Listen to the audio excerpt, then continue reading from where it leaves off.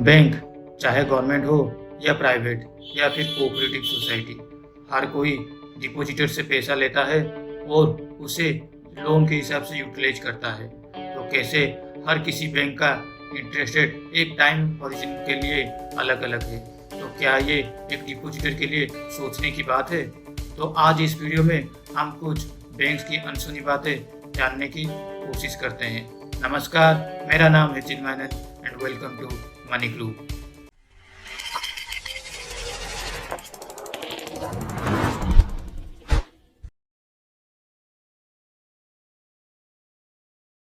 Company कोई भी हो, चाहे छोटा या बड़ा, चाहे प्राइवेट या लिमिटेड या फिर गवर्नमेंट, हर कोई बिजनेस करता है।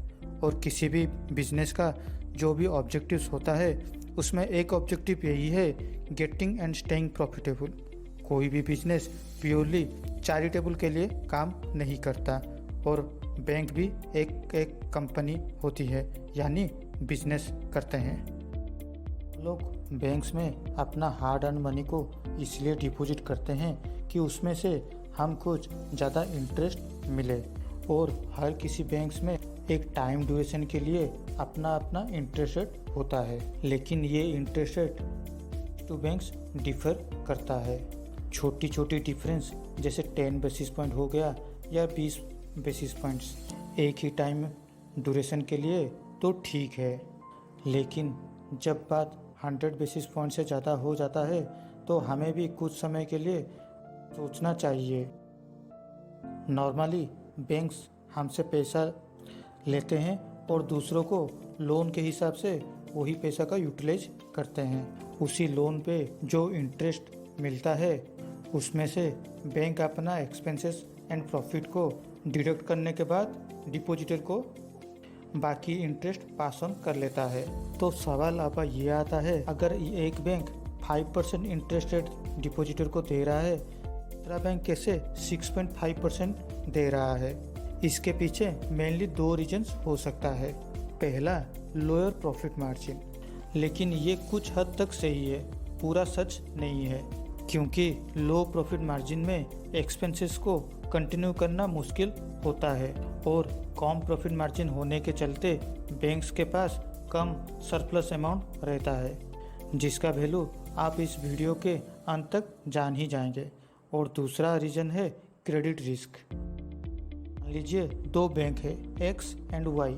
मिस्टर ए, जिसका सिबिल स्कोर 750 से भी ज़्यादा है, वो दोनों बैंक जाता है लोन के लिए।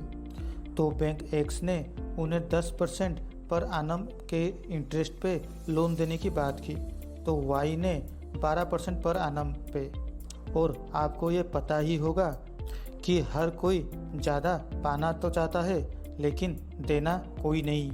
तो मिस्टर ए एक्स बैंक से ही लोन लेना पसंद करेंगे। तो दूसरी ओर मिस्टर बी, जिनका सिबिल स्कोर 450 से भी कम है, वो ये दोनों बैंक जाते हैं लोन के लिए। यहाँ वाई बैंक उन्हें 16% पर आनम पे लोन देने की बात करता है, लेकिन बैंक एक्स कम सिबिल स्कोर के चलते लोन देने से इनकार कर लेता है। CIBIL score 3 digit numeric number होता है, जो कि पर्सन का क्रेडिट हिस्ट्री को एनालाइज करके डिटरमिन किया जाता है, जिसका जितना अच्छा सिबिल स्कोर, डिफ़ॉल्ट होने का चांस उतना कम हो जाता है। डिफ़ॉल्ट कम होने के चलते उन्हें कम इंटरेस्ट में लोन मिल जाता है, क्योंकि बैंक्स कम रिस्क लेता है। अगर क्रेडिट रिस्क यानी सिबिल स्कोर कम हो तो बैंक या लोन प्रोवाइडर के लिए रिस्क बढ़ जाता है, तो इसका रिजल्ट इंटरेस्ट रेट हाई में दिखाई देता है। उसी तरह सभी कंपनी का भी सिबिल स्कोर होता है, जिसे क्रेडिट रेटिंग्स कहते हैं। क्रिसिल, जो कि एक इंडिपेंडेंट रेटिंग्स देने वाली कंपनी है, उनकी मुताबिक नॉर्मली 3 रेटिंग्स होती है। पहला है गुड क्रेडिट रेटिंग्स, दूसरा एवरेज क्रेडिट रेटिंग्स एंड तीसरा लो क्रेडिट रेटिंग्स, जो फिर से सब डिवाइड होकर गुड क्रेडिट रेटिंग्स में AAA, AA and single A आता है, तो एवरेज में triple B and double B होते हैं और आखिर में लो में बी सी डी रेटिंग्स आते हैं। हमारे भारतवर्ष में सबसे सिक्योर एनसीडी या बॉन्ड है गवर्नमेंट बॉन्ड्स, जिसे जीसेक कहा जाता है। अगर मान लीजिए जीसेक में 8% पर आनम की इंटरेस्ट चल रहा है तो ट्रिपल ए में उससे थोड़ा ज़्यादा रिस्क होने के चलते 9%, डबल ए में 11% और सिंगल ए में 11.5% इंटरेस्ट रेट रहेगी। जैसे जैसे रेटिंग्स कम होती जाएगी ठीक उसी तरह इंटरेस्ट रेट इंक्रीज होता रहेगा, क्योंकि उसके लिए रिस्क एपेटाइट बढ़ जाता है डिफ़ॉल्ट होने का। कि मान लीजिए दो कंपनियां हैं एक ही सेक्टर की, Kamdhenu steel and Tata steel. इन दो कंपनियों में से टाटा स्टील का रेटिंग्स अच्छा होगा as compare to Kamdhenu steel. अगर टाटा स्टील लोन के लिए एनसीडी इशू कर रहा है 9% पर आनम इंटरेस्ट पे, तो कामधेनु को उससे ज़्यादा इंटरेस्ट देनी होगी, लेट से 10% पर आनम, क्योंकि कामधेनु स्टील का एनसीडी मोर रिस्की होगा टाटा स्टील की एनसीडी से। हमारे भारत में क्रिसिल, क्या रेटिंग्स, इकरा कुछ रेटिंग एजेंसी है जो कंपनियों के उनके हिस्ट्री, मैनेजमेंट, बैलेंस शीट आदि को एनालाइज करके रेटिंग्स देती है, जो कि इंडिपेंडेंट होता है और सेबी रजिस्टर्ड होते हैं। अगर कोई बैंक आपको ज़्यादा रिटर्न दे रहा है एफडी के ऊपर, तो कुछ समय के लिए सोचिए कैसे ये एडिशनल इंटरेस्ट दे रहा है अपनी कंपटीटर से। कहीं आपको ज़्यादा इंटरेस्ट देने के चलते बैंक लो क्रेडिट स्कोर वालों को लोन नहीं दे रहा है।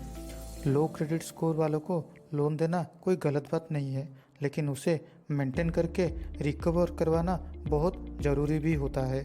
नॉर्मली छोटे छोटे बैंक्स यानी छोटे छोटे फाइनेंस बैंक और नई बैंक्स कस्टमर को अट्रैक्ट करने के लिए ज़्यादा इंटरेस्ट देते हैं, तो दूसरी ओर लोन पे इंटरेस्ट भी ज़्यादा लेते हैं।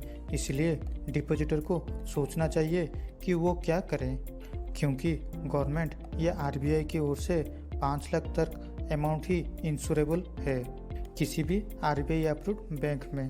लेकिन हर इंश्योरेंस की सेटलमेंट की तरह यहाँ भी टाइम लगता है। और दूसरी तरफ अगर गवर्नमेंट एडिशनल फंडिंग करके बैंक्स को बचा भी लेता है, तो ये गवर्नमेंट की एडिशनल एक्सपेंसेस में आ ही जाती है, जिससे हम जैसे लोग ही एडिशनल टैक्स की तौर से फिर से भरते हैं। पिछले 2 सालों में लगभग गवर्नमेंट ने 75,000 करोड़ बैंक्स को रिकैपिटलाइजेशन की तौर से दिया है, जो कि एक एडिशनल एक्सपेंसेस है गवर्नमेंट के लिए। और उसी एक्सपेंसेस को भरने के लिए आज तक गवर्नमेंट ने शायद पेट्रोल एंड डीजल की प्राइस पे टैक्स की कटौती नहीं करना चाहता है। चाहे कोई भी गवर्नमेंट हो, चुकाना हमें ही होता है।